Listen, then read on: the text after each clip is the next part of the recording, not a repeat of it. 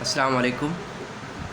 Exercise 9 unit number 9 countdown class 7 और question number 2 देखते हैं।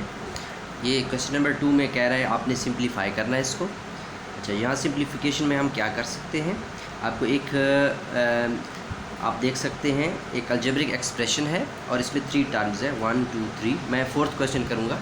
जैसे इसको देख लेते हैं। चलो 36x² + 24xy + 4y²। ठीक है, इसमें 3 टर्म्स हैं और ये अलजेब्रिक एक्सप्रेशन विद 3 टर्म्स है या इसको आप ट्राइनोमियल भी कह सकते हैं because it is a polynomial. अब इसको हमने क्या करना है, सिंप्लीफाई करना है। सिंप्लीफाई में 2 तरह के ऑप्शंस आ सकते हैं। या तो हमारे सामने क्या लिखा हुआ है, हर 2 टर्म्स के दरमियान प्लस है, या तो वो प्लस करेंगे फिर सिंप्लीफाई हो जाएगा। लेकिन आप देख सकते हैं कि हम इन्हें प्लस नहीं कर सकते, ये उनकी अल्टीमेट फॉर्म है। बिकॉज कंडीशन क्या है प्लस के लिए, सेम वेरिएबल्स और सेम एक्सपोनेंट होने चाहिए, वो यहाँ पे नहीं है। फिर कैसे हम सिंप्लीफाई कर सकते हैं उसके लिए, हाँ इतना ये ऐसे ये हो सकता है कि हम इसको इसके बिल्डिंग ब्लॉक्स में इसके कंस्टिट्यूएंट जो पार्ट्स हैं उसमें हम इसको ब्रेक कर दें, मतलब इसको कहते हैं फैक्टराइज कर दें। ठीक है, जैसा एक बिल्डिंग को फैक्टराइजेशन का क्या मतलब है, to split the expression or thing something into its constituent particles और कंस्टिट्यूएंट बिल्डिंग ब्लॉक्स। यूँ समझिए कि आप जैसा कि अभी मैंने आपको एक वीडियो दिखाई है, उसमें भी आपको ये बताया गया है कि फैक्टराइजेशन का मतलब ये, अब फैक्टराइजेशन सिर्फ अलजेब्रिक एक्सप्रेशन की ही नहीं होती बल्कि हमारी डेली लाइफ में भी हमें फैक्टराइजेशन देखने को मिलती है। कैसे, जैसे आपने रेनबो देखी होगी, आप जानते हैं रेनबो कंसिस्ट ऑफ 7 कलर्स। और आप जानते हैं कि जो वाइट लाइट है, ठीक है, जो सनलाइट है white light, it actually consists of 7 colors. This is the white light is the combination of 7 colors.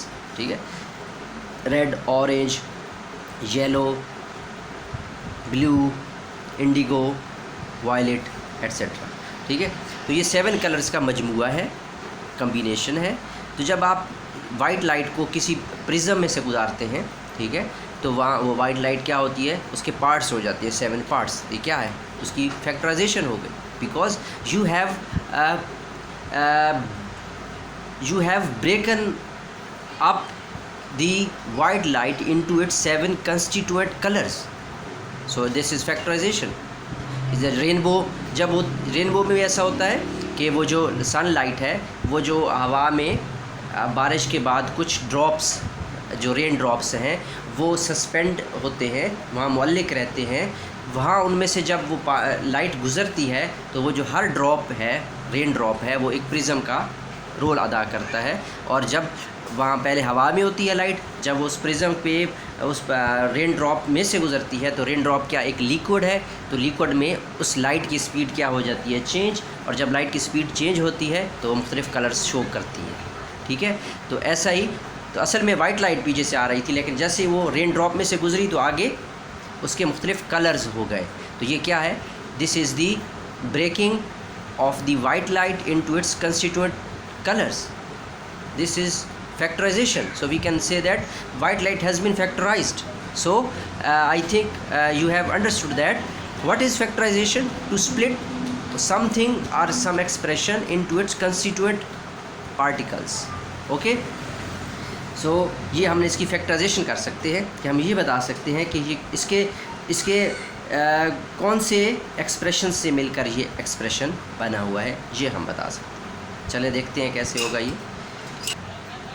अच्छा, फैक्टराइजेशन के हमारे पास 2 तरह के मेथड्स हैं। या तो हम कॉमन लेते हैं, जैसे आप देखें यहाँ x कॉमन, यहाँ भी x पड़ा है, इस साइड इस टर्म में भी x है, इस टर्म में भी x है। ठीक है, चलो मैं x यहाँ कॉमन आ सकता है। इस तरह इस टर्म में y है, इस टर्म में y है, यहाँ कर लेंगे, लेकिन नेक्स्ट टाइम में जाके आपको फैक्टराइज करना मुश्किल हो जाएगा। इसलिए ये कॉमन मेथड वाला, जो कॉमन टर्म्स को कॉमन लेकर, ठीक है, एक्सप्रेशन को, वेरिएबल्स को कॉमन लेने वाला तरीका यहाँ नहीं चलेगा। इसलिए हमने चूँकि एक फार्मूला पढ़ा हुआ है, कल में हमने एक आइडेंटिटी कल पढ़ी थी। ठीक है, कौन सी identity, square of the sum of 2 terms a + b whole square, तो किसके इक्वल था, a² + 2ab + b²। इसको हम यूज़ करके अब इस आइडेंटिटी में ये क्या है, a² + 2ab + b²। ठीक है, और ये क्या ए प्लस बी होल स्क्वायर, और ए प्लस बी होल स्क्वायर का क्या मतलब होता है, ए प्लस बी इंटू ए प्लस बी। सो फैक्टराइजेशन, ये वाली जिसको साइड आइडेंटिटी की ये वाली साइड, ये क्या है, फैक्टराइजेशन साइड है, ठीक है। ये फैक्टराइज फॉर्म है और ये इसकी एक्सपेंडेड फॉर्म है, ठीक है। ये इसकी क्या है, एक्सपेंडेड फॉर्म है, ये एक्सपेंडेड फॉर्म हो गई, और ये फैक्टराइज फॉर्म हो गई, ठीक है। फैक्टराइज्ड फॉर्म,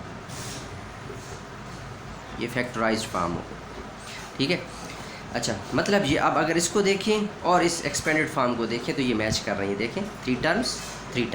इसका मतलब है ये एक्सपेंडेड फॉर्म है, हम इसे क्या करना है, फैक्टराइज करना है। और फैक्टराइज करने का मतलब क्या है, उस अलजेब्रिक एक्सप्रेशन को उसके प्रोडक्ट में लिखना है, ठीक है। देखिए हमने इस अलजेब्रिक एक्सप्रेशन को ये बताना है कि ये कौन सी एक्सप्रेशंस का प्रोडक्ट है, मतलब समझ आई आपको, सही है। चलिए देखते हैं। अब इसको इशारत में ले जाने के लिए आप ज़रा इसको देखें, ये 36 है। 36 is a perfect square. Perfect square के बारे में आपको सेकंड यूनिट में मेरा ख्याल है या फर्स्ट में बता चुके हैं आपको, 6 और x, ठीक है। और मैं इसको लिख सकता हूँ 6x, और फिर मैं होल स्क्वायर डाल सकता हूँ, तो क्या हो जाएगा, 6 6 36 x का square x, because so I am trying to make you understand that 36x square can be written as in this way, 6x complete square plus, अच्छा फिर फार्मूला में आइडेंटिटी में क्या है 2, तो आप भी यहाँ क्या लगा दें 2। अच्छा फिर क्या है a, तो यहाँ आ जाएगी a, फिर क्या है b, यहाँ आ जाएगा b, फिर क्या है b स्क्वायर्ड, यहाँ आ जाएगा b, फिर ऊपर क्या आ जाएगा स्क्वायर, ठीक है। अच्छा मुझे a का मालूम हो गया, a की जगह पे कितना आ रहा है 6x, ये क्या है a है, ठीक है। ऊपर क्या आ रहा है स्क्वायर, प्लस ये क्या है 2, यहाँ क्या आएगा a, यहाँ क्या आएगा b, यहाँ क्या आएगा b, और ऊपर क्या आएगा स्क्वायर, ठीक है। ये आ जाए b आ गया, ये भी। अब मुझे ये पता करना है कि इस केस में जो एक्सप्रेशन मुझे दिया गया है, इस केस में a की जगह पे कितना है और b की जगह पे कितना है। a की जगह पे कितना आ रहा है, देखें 6x आ रहा है, तो ये जगह a की है, ये जगह a की है, यहाँ क्या आ जाएगा 6x, ये जगह b की है। b के मुझे कैसे पता चलेगा, पहले इसको ब्रेकअप कर लेते हैं। देखो 4 इज़ द कंप्लीट स्क्वायर, 2 और y, तो 2 का स्क्वायर y, 4 और y का square y square, 4y square हो गया। सो मुझे अब ये भी पता चल गया कि b की जगह पे कितना आ रहा है 2y, ठीक है। सो मैंने क्या किया, अभी इसको 3 टर्मल एक्सप्रेशन को थोड़ा सा डिफरेंट फॉर्म में लिखा है, लेकिन अभी भी वही एक्सप्रेशन है। देखिए आप 36x स्क्वायर, 2 6 12, 12 टू द 24, वही बन रहा है, x multiplied by x, y बन रहा है 2 to the 4 y, 4y square बन रहा है, ठीक है। लेकिन इस तरह लिखने से मुझे क्या फ़ायदा हुआ, मैं अभी आपको बताता हूँ। ये फ़ायदा हुआ कि because I have to factorise it, and what do we mean by factorise, yes, to write the given expression into the product of its constituent expressions. So इसको हमने प्रोडक्ट फॉर्म में लिखना है, ठीक है। हमने ये बताना है कि किस किस का प्रोडक्ट था, तो अब मैं बता सकता हूँ क्यों, क्योंकि इस आइडेंटिटी में एक साइड एक्सपेंडेड थी, दूसरी क्या थी फैक्टराइज्ड। तो फैक्टराइज्ड जो फॉर्म है उसको मैं यूज़ कर सकता हूँ, क्योंकि अब मुझे a की जगह पे मालूम हो गया है कितना है, और b की जगह पे कितना है वो भी मुझे मालूम हो गया है। a की जगह पे कितना आ रहा है, देखें 6x, ये देखें 6x, फिर दरमियान में क्या है प्लस, आप देखें 2 के साथ प्लस हो, आपने यहाँ प्लस लगाना है। b की जगह पे कितना है 2y, आप यहाँ 2y लिखें, कंप्लीट होल स्क्वायर है तो ये होल स्क्वायर हो गया, बस फैक्टराइज हो गया। देखिए फैक्टराइजेशन क्या मतलब होता है, गिवन एक्सप्रेशन को प्रोडक्ट की फॉर्म में लिखना, मैंने प्रोडक्ट की फॉर्म में लिख दिया है। अच्छा अगर आप अभी भी आपको समझ नहीं आ रही, किसी भी नंबर के स्क्वायर का क्या मतलब होता है, उसको उसी से मल्टीप्लाई करना, तो ये क्या हो गया, प्रोडक्ट की फॉर्म नहीं है तो क्या है, बिल्कुल। सो ये वाला जो एक्सप्रेशन है 36x square plus 24xy plus 4y square is the product of these 2 expressions, this is called factorization. Hope you understand, okay.